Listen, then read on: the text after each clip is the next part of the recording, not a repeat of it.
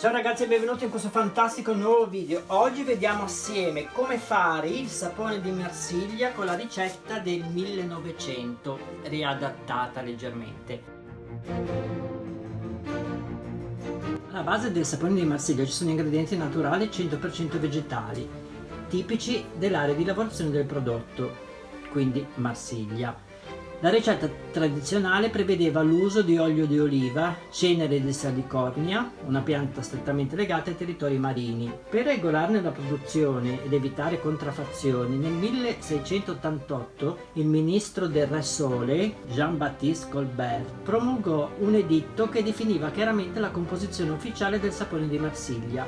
Ci si poteva servire solo di soda o cenere. L'olio d'oliva veniva scaldato all'interno di grandi calderoni, un po' come quello di Aleppo, nel quale poi si aggiungeva anche l'acqua del Mediterraneo e si faceva così la famosa lavatura. L'impasto così ottenuto veniva lasciato sul fuoco per diversi giorni fino a che non avesse raggiunto la consistenza densa tipica della pasta di sapone, saponificazione a caldo. Il composto veniva quindi lasciato riposare, si versava negli stampi, si tagliava e si marchiava finché non fosse completamente solido. È un sapone col metodo a caldo, ma come si procede? Si procede prima col metodo a freddo e poi passiamo al metodo a caldo. Se non avete mai visto come fare un sapone col metodo a freddo e volete provare a farlo, vi lascio qua in alto il menu tendina, i video consigliati ABC del sapone. Andate a vederlo, ci sono le norme di sicurezza e tutto il resto. Il video è un po' lunghetto, guardatelo tutto, ci sono tutti i trucchi, tutti i consigli che vi do per fare un vero sapone di Marsiglia fatto a casa. Nel frattempo che la nostra parte liquida, quindi soda e acqua, e la nostra parte grassa, olio extravergine d'oliva, vadano a temperatura, mettete in ebollizione una grossa pentola con acqua. Bene, le temperature sono entrambi tra i 42 e i 44 gradi. Le unisco assieme.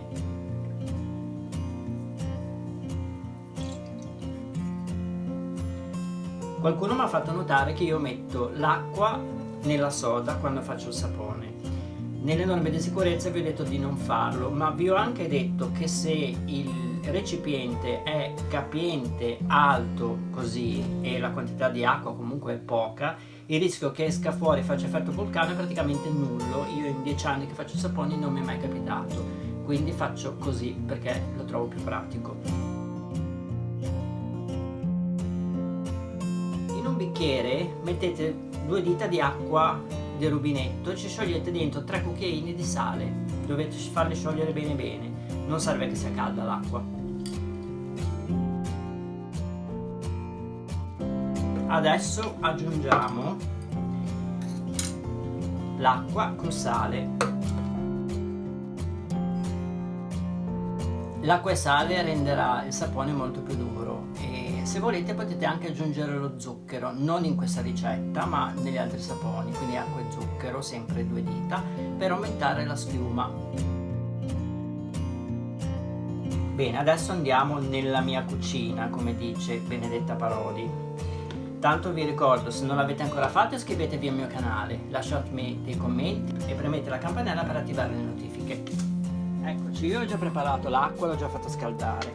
Bene, allora abbiamo messo a bagnomaria la pentola, la fiamma accesa al massimo, coperchio sopra al nostro sapone. Importantissimo, se no tutta l'acqua che c'è dentro evaporerà troppo velocemente e non riusciremo a raggiungere la fase di gelificazione. E altra cosa importante, controllate ogni 7-10 minuti il sapone perché tenderà ad acquistare volume e con una spatoletta bisognerà mescolarlo. Ci sono 2 fasi, la fase in cui gli oli, quindi la parte grassa e la parte liquida, si separeranno e lì dovremo mischiare bene per ricreare l'emulsione, e una fase in cui diventerà gel, avrà un aspetto traslucido. Quindi ci vediamo tra 10 minuti e vediamo a che punto è il sapone. Ok, i primi 10 minuti sono passati, adesso con la spatola iniziamo a girare il sapone. Vedete che ha già una consistenza diversa dal solito sapone col metodo a freddo. Richiudiamo e attendiamo altri 10 minuti. Ecco, ci sono passati altri 10 minuti. Vedete ai bordi che consistenza ha? Mescoliamo ancora.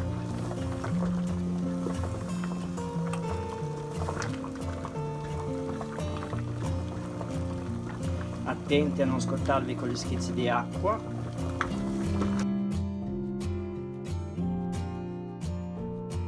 Allora, come vedete il sapone ha incominciato a prendere volume.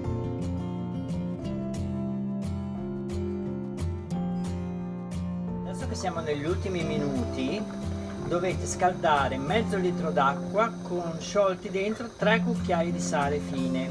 Lo portate a ebollizione, poi spegnete e vi faccio vedere cosa dovete fare.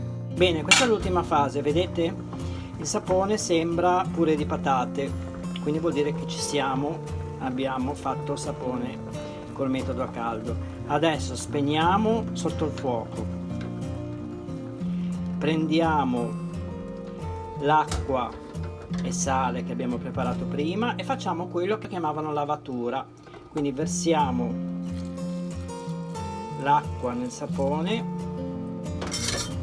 mischiamo leggermente, non tanto, mi raccomando che sia calda, se no buttate via tutto. La scogliamo col coperchio sopra. Adesso la mettiamo sul fuoco e continuiamo a girare finché tutta l'acqua non è evaporata.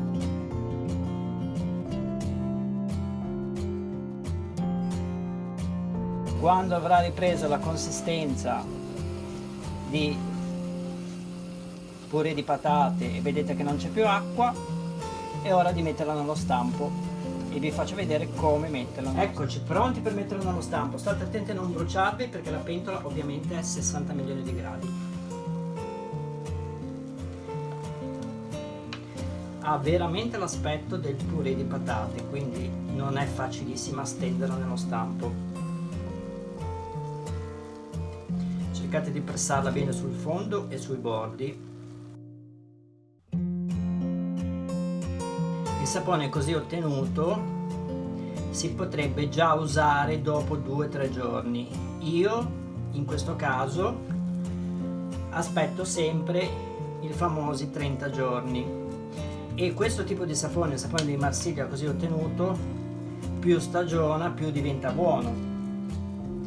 Se avete la fortuna di avere un terrazzino in cui potete farle stagionare al sole è anche meglio.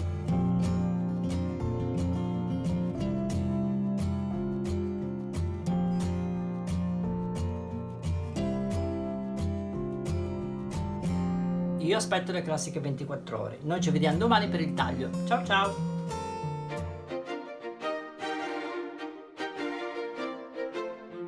Eccoci ragazzi, le 24 ore sono passate, l'ho tolto dallo stampo, vedete ha un aspetto davvero molto rustico, ma è una ricetta d'epoca e ovviamente ha un aspetto rustico. Ora io lo taglierò in cubi come di usanza.